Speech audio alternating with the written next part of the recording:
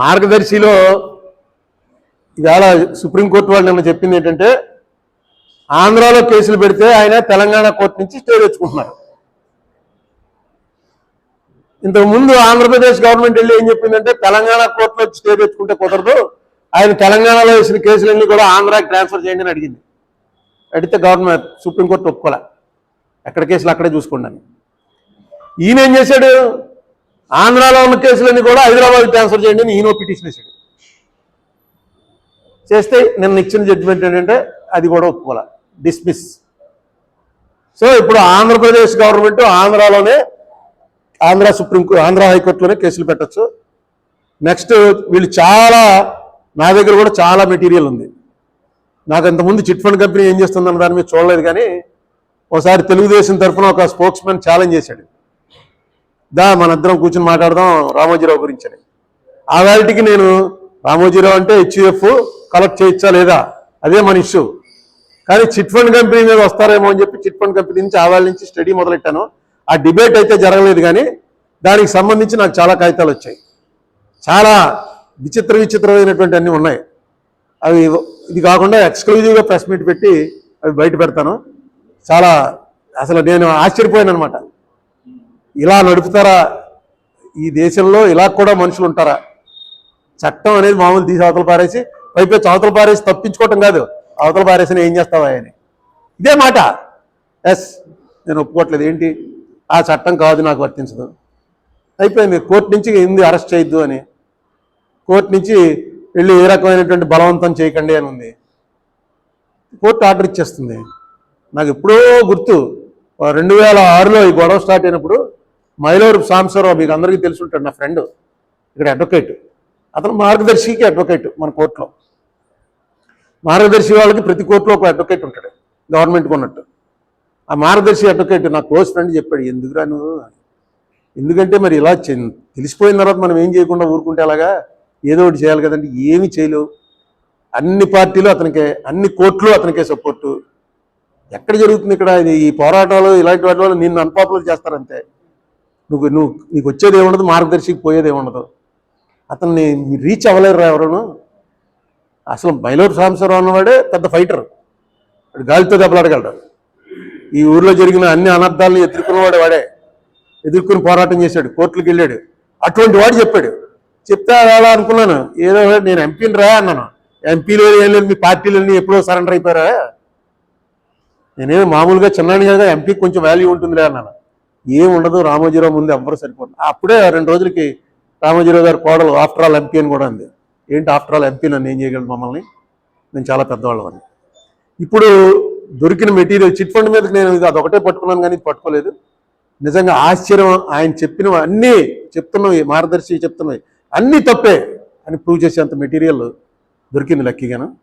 అది ఇంకోసారి ఎక్స్క్లూజివ్ పెడతాను, దీంట్లో సరిపోదు. ఇంకేమన్నా ప్రశ్నలు ఉన్నాయా?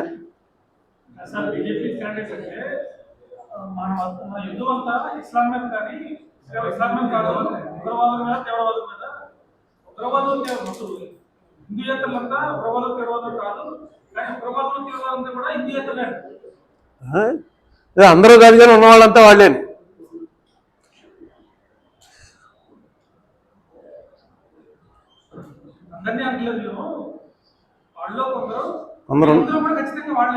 అవును, ఇప్పుడు మనందరిలో 2 ఉగ్రవాదులు ఉన్నారు. ఆ 2 ఎవరో ఎవరికి తెలియదు. ఇప్పుడు ఏం చేస్తారు, పోలీసు వాళ్ళు వచ్చి అందరినీ కాల్చేస్తారు.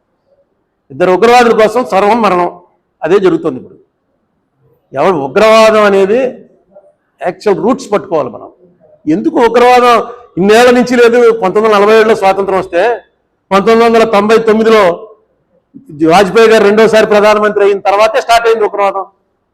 ఎందుకు 40 ఏళ్ళు లేదు? 40 ఏళ్ళు లేదు. మనందరం కాశ్మీర్ వెళ్ళాంగా, కాశ్మీర్లో రోజు షూటింగ్లే. సినిమా షూటింగ్ అంటే కాశ్మీర్. మీకు వంగవీటి మోహన్ రంగా ఇక్కడ మర్డర్ కేసులో పోలీసులు తిరుగుతున్నారు. ఆ మురళి అన్న చచ్చిపోయినప్పుడు పోలీసులు తిరుగుతున్నారు అతని కోసం. అంటే సేఫెస్ట్ ప్లేస్ ఎక్కడ మనకేని ఆయన భార్య కాశ్మీర్ వెళ్ళారు. కాశ్మీర్ అంత సేఫ్ ఇంకేమీ లేదు. అన్ని రాష్ట్రాల ప్రజలు ఉంటారు అంత, ఎందుకంటే టూరిస్ట్ సెంటర్ అది. అలాంటిది 10 ఏళ్లకి ఆయన వెళ్ళింది 88లో 98 వచ్చేటప్పటికి అది ఉగ్రవాదం, అసలు రోడ్డు మీద పోలీసులు తప్ప మామూలు మనుషులు తిరగలేని పరిస్థితి ఎందుకు వచ్చింది? దాని రూట్ కాజ్ ఏంటి? నువ్వు ఎందుకు చచ్చిపోవడానికి సిద్ధపడి బాంబు తగిలించుకొని వచ్చి నన్ను కావలించేసుకుంటావు? ఎందుకని? నువ్వు చచ్చిపోవడానికి సిద్ధపడేంత తప్పు ఏం చేశాను? నేను బతికొండకూడదు, నువ్వు చచ్చిపోయినా పర్వాలేదు అనేటువంటి ఆ థాట్ ఎందుకు వస్తుంది? అసలు మనిషి ప్రతివాడు బతికే తనకొస్తే కదా. ఈ వీటి మీద కూడా చేస్తూ ఒక్కో చోట తప్పదు, వీటిని కూడా ఆలోచి. ఇప్పుడు నక్సలైట్స్ ఉంది, ఏం చేస్తున్నారు? ముందు అక్కడికి వెళ్ళి వాళ్ళకి రోడ్లు వేయడం, చెరువులు ఇది కూడా ఆపుతూ ఉంటారు నక్సలైట్లు. ఎందుకంటే రోడ్డు వేసేస్తే మళ్ళీ ఇక్కడ ప్రజలకి మంచి జరిగిపోయిందని అనుకుంటారు. ఈ రోడ్డు అంతా వాళ్ళు పట్టుకుపోవడం, ఇక్కడ సంపద పట్టుకుపోవడానికే అని నాకు చెప్పి అక్కడ ఆర్గనైజ్ చేస్తుంటారు. ఒక పక్కన అది జరగాలి. రాజశేఖర రెడ్డి ఏం చేశాడు? మొత్తం అందరినీ పిలిచి మీటింగ్ పెట్టాడు. అది జరుగుతూ ఇది జరగాలి. ఏది చెప్పండి, మోడీ గారి టైంలో అది ఏం జరిగిందో? మణిపూర్ గురించి ఒక్క మాట మాట్లాడారా? మణిపూర్లో జరుగుతున్నంత అన్యాయం గోత్రా కన్నా అన్యాయం మణిపూర్లో వేళ జరుగుతుంది. ఒక్క మాట మాట్లాడరా? తప్పయ్యా ఇదని. వాళ్ళు ఏమన్నా క్రిస్టియన్స్ అని బయట దేశం నుంచి వచ్చారా? ఇక్కడ వాళ్ళే. ఇప్పుడు మనకు మారేడుమిల్లి దాటి సట్లవాడ, బోధులూరు ఆ ఊళ్ళు వెళ్తే ఆ ఊళ్ళన్నింటిలో చర్చిలు ఉంటాయి. మనం ఎప్పుడు వెళ్ళి అక్కడ గుడి కట్టడానికి ప్రయత్నం చేయలేదు. వాళ్ళు చర్చిలు కట్టారు. అక్కడ ఉన్న ట్రైబల్స్ అంతా క్రిస్టియన్స్ గా మారారు. ఈవేళ వాళ్ళు విదేశీయులు, వీళ్ళే దేశానికి అనర్థం ఏమి ఉండకూడదు అంటే అదెక్కడ న్యాయం? ఇది మీరు చెప్పిన కాదు, కరెక్టే. దీనికి రెండూ చూడాలి. ఉగ్రవాదంలో కొత్తవాడు చేరడానికి భయపడాలి, ఆల్రెడీ చేరిన వాడు ఈ సమాజంలో నాకు స్థానం లేదురా అని ఫీల్ అవ్వాలి.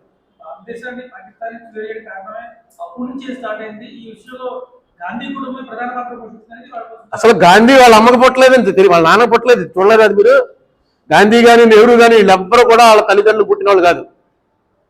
అన్నీ వస్తున్నాయి. ఈ నిన్న మొన్న చూశాను, ఖర్గే ఆస్తులు మోడీ గారు చదివేట. ఎక్కడ చదివాడో తెలీదు. పెద్దది బెంగళూరులో నీకు 200 ఎకరాలు, మైసూరు పక్కన మాండ్యాలో 120 ఎకరాలు, నీకు ఇన్ని కోట్లు ఎక్కడి నుంచి వచ్చాయి అని పెద్ద తిరుగుతుంది. మీరు ఎవరు చూడలేదా? చూశారు కదా? నిజంగా మోడీ గారికి అవన్నీ తెలుసుంటే కొట్టండి ఒక్కసారి. ఎంత ఇతను ఎఫిడేవిట్ ఎంత కేసాడు? 20 కోట్లు కేసాడు. ఆ 20 కోట్లు ఎక్కడి నుంచి ఎప్పుడు వచ్చాయి? వాడు ఫస్ట్ ఎమ్మెల్యే అయినప్పుడు కొన్న 500 గజాలు ఈవేళ 5 కోట్లు అయింది. అన్నీ ఉన్నాయి అందులో. ఎప్పుడెప్పుడు కొన్నాడు, ఎలా పెరిగాయి రేట్లు. 20 కోట్లు ఉంది ఖర్గేకి. ఈయన మామూలుగా 20,000 కోట్లు ఆయనకు ఉన్నట్టుగా లెక్కలు తెలియజేస్తున్నట్టు ఎంత క్రియేట్ చేయడానికి ఒక సెల్ పెట్టారు. ఆ సెల్లో గాంధీ గారు ఇంతకుముందు చెప్పారుగా, గాంధీ గారి తల్లిని, ఆ గాంధీ గారి తండ్రి డబ్బులు లేక ఎక్కడో అప్పు తీసుకుంటూ, కాబూలీ అప్పు, తల్లి అక్కడ వాళ్ళకి కష్టం ఉంటుంది గుజరాత్లో, వాడికి అప్పు చెప్పేయాలట పెళ్ళాన్ని. ఎప్పుడైతే బాకీ తీరుస్తాడో అప్పుడు పెళ్ళాన్ని వెనక్కిస్తాడట. అలా వెళ్ళింది గాంధీ గారి తల్లి. వచ్చేటప్పుడు కడుపుతో వచ్చింది. ఇక అసలు రాయించేవాళ్ళు, రాసేవాళ్ళు దేవుడు. గాంధీ అంటే దేవుడు. ఇంతకన్నా బ్లాస్ఫమీ ఏముంటుంది? గాంధీ ఏమన్నా అడుక్కుతినే వాళ్ళ కుటుంబంలో పుట్టాడా, లైట్ స్తంభం కింద చదువుకున్నాడా? అతను దివాన్ కొడుకు, ఇంగ్లాండ్ వెళ్ళి చదువుకున్నవాడు. గాంధీ ఏదో గోచికోట కట్టు తిరిగాడనే, గోచికోట మన కోసం కట్టుకున్నాడు. అతను ఒరిజినల్గా ఈ కెన్ ఎఫర్ట్, చాలా రిచ్. ఒక దేశానికి రాజ్కోట్ ఏదో సంస్థానానికి దివాను వాళ్ళ నాన్న.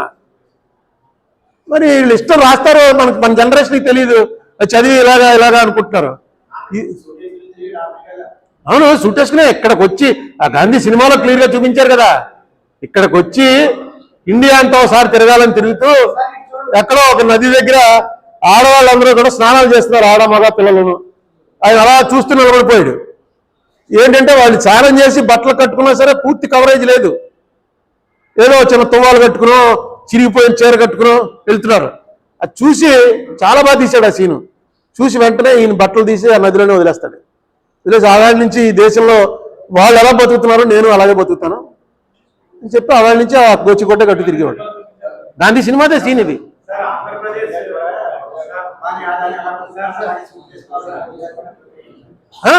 మోడీ గారి సూట్లు ఇవన్నీ పర్సనల్. కొంతమందికి మంచి బట్టలు వేసుకుని వెళ్ళి తిరగాలని ఉంటుంది, కొంతమందికి ఉండదు. ఇవి కాదు.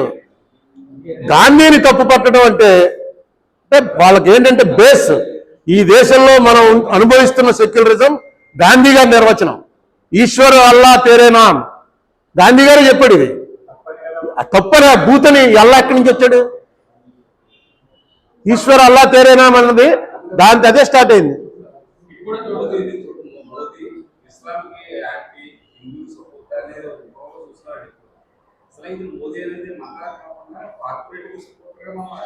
నేను చెప్పాను క్యాపిటలిజం. మీకు వాళ్ళకి పటేల్ అంటే ఎందుకు ఇష్టం అంటే Patel capitalism supporter, Nehru socialism supporter. అది వాళ్ళిద్దరి మధ్య ఉన్నది అసలు ఘర్షణ. అయితే పటేల్ నెహ్రూని ఎప్పుడు కుర్రాడి కింద చూసేవాడు. 11 ఏళ్ళు చిన్న పోరా, నీకేం తెలుసు ఇవన్నీ, అక్కడ అమెరికా ఇంగ్లాండ్ వెళ్ళి వచ్చి అక్కడలా ఉండాలనుకుంటావు, నీకేం తెలియదు, ఇండియా తెలియదని ఆయన అనేవాడు. నెహ్రూ కన్నా తీవ్రమైన సోషలిస్ట్ ఎవరంటే సుభాష్ చంద్రబోస్. సుభాష్ చంద్రబోస్ అన్నవాడు అసలు వీళ్ళకి ఇవాళ ఆయన కూడా వీళ్ళు సుభాష్ చంద్రబోస్ని గాంధీ గారే దెబ్బేశాడు, పటేల్ని గాంధీ గారే దెబ్బేశాడు అని చూపిస్తున్నారు. అసలు సుభాష్ చంద్రబోస్ అన్నవాడు 39లో ఒక ఎలక్షన్ జరిగితే చెప్పాడు, కాషాయ బట్టలు వేసుకుని ఎవడో చోటు అడిగితే కాల్చిపారేయండి అన్నాడు. ఎందుకంటే మతం పేరుతో రావడానికి చూస్తున్నారు, ఇన్ఫిల్ట్రేషన్ రానీకండి చెప్పాడు.